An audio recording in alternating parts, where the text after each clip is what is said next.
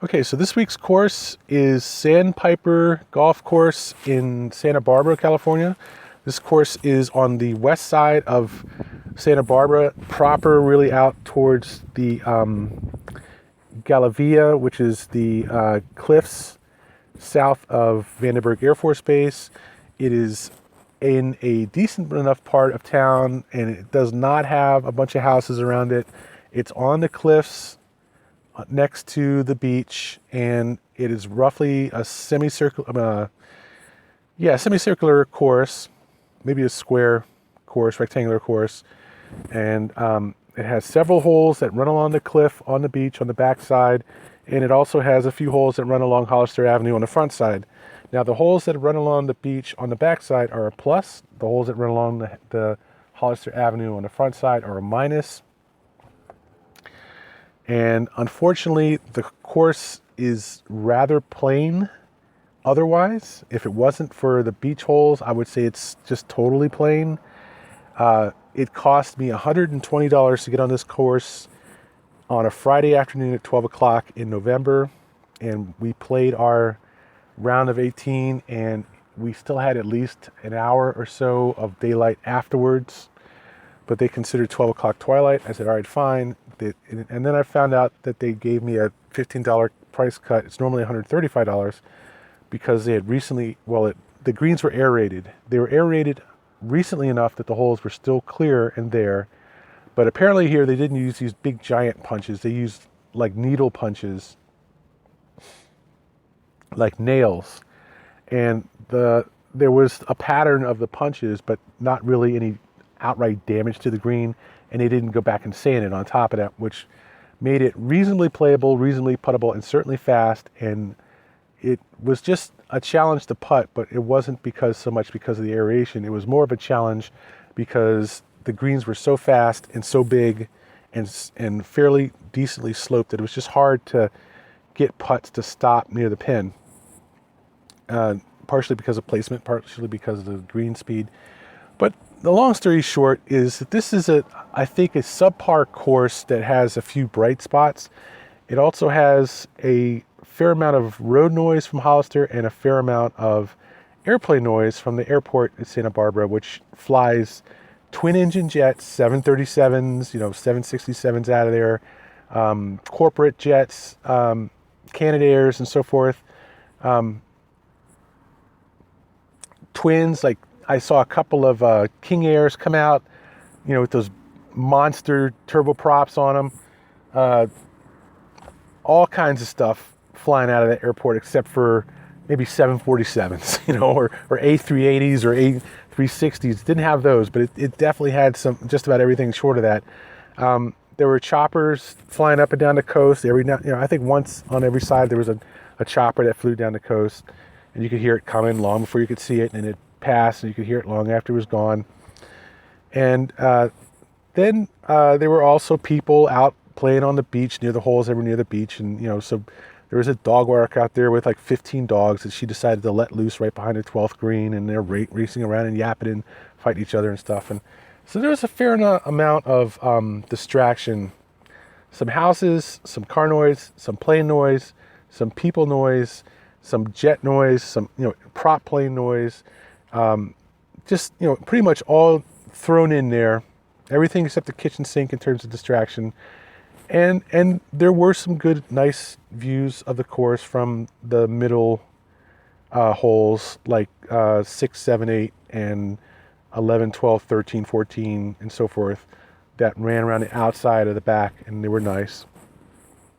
But I think that this course, given the clientele, given what was in the parking lot of the course, given the price and so forth, is more of a upscale course. It's a public course, but still fairly upscale. At least it poses to be upscale. Got the kids out there cleaning your clubs and so forth. It's one of those, and it has that attitude of a upscale course, but it doesn't have the course. It's too open to be tough, but not open enough to be easy. It's too flat to be a real challenge, but not flat enough to be easy. It's got a fair amount of wind coming off the coast, and there's not hardly any tree cover to stop it. So you can go through sections like 3 or 4 holes where there's a wind coming in off the sea, and there's a wind blowing back out to sea or whatever. So the wind definitely plays into the course, but the holes aren't tough enough to really be hard. And you just get the feeling that this is a course for guys to come out there, who make in the low 500K or the somewhere above 150K to 500K, get out there, drive their BMWs and whatever out there, get out, have someone take their clubs out, they go walk out and play a round of golf kind of casually, and get some good views and stuff in it and all. That's what this course is all about. It's not, I don't think it intends to be tough in any real way. I think the hardest part of the course is the putting. The sand traps were large and numerous, especially around the greens. So, it was kind of like a playing t-ball or playing wiffle ball.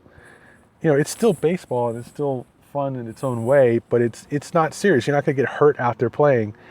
You don't have to worry about, running around and covering a 350-yard or foot.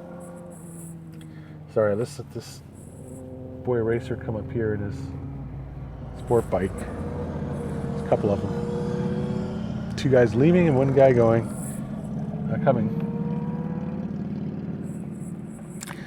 And anyway, but you get some great views from part of the course. It's very accessible to Santa Barbara, and I don't mean just the Goleta part of Santa Barbara, which is like the western part. I mean also the nice part of Santa Barbara, which is down 101 South, and then on into Mission and whatever. And there are a lot of people around here who are in a half an hour range of this course that have serious money, no question about it. And I think this is a course for them. They don't have to go out in the desert or down to Ventura or down to Los Angeles or up to San Francisco, or this is your home course if you want a course that's not private but still has that private air, private attitude, and private prices. And it's on the beach.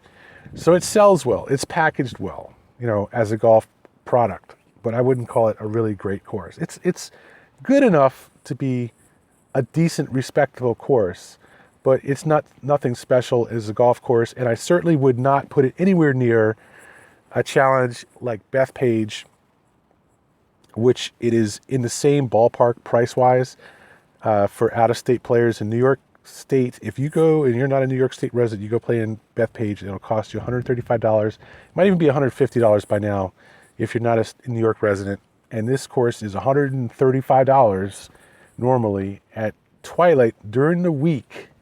Imagine what it's like on the weekends, like $150. It's probably about the same price. It's just not even close to Bethpage. It is not even close to Bethpage in terms of difficulty. Just not. It's like the difference between T-ball and hardball in terms of difficulty. Okay? But you can say you played golf on a challenging course. So overall, I will give it, I just can't give it a high score. I can't give Bethpage a B+ and then give this course a B. It just doesn't work, doesn't fly. This course I have to give a C+ at best. Even though it's slope 135, even it's 6,800, 7,000 yards from the back tees, it's still only a C+ course because it is just ridiculously expensive for what you get out of it. It just does not click. It doesn't add up as a golf course for the price. That's Sandpiper Golf Course in Santa Barbara, California.